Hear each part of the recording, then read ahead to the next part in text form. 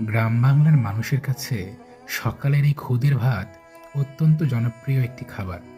সকালে জলখাবারে একটু খুদের ভাতের সঙ্গে যদি একটু কাঁচা লঙ্কা আর আলু মাখা পাওয়া যায়, তাহলে সেই দিনের সকালটা বেশ জমে ওঠে।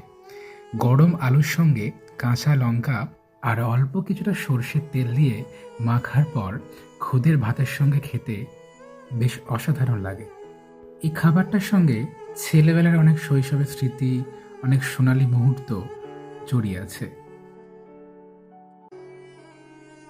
এই খুদ হলো চালেরই একটা বিশেষ অংশ।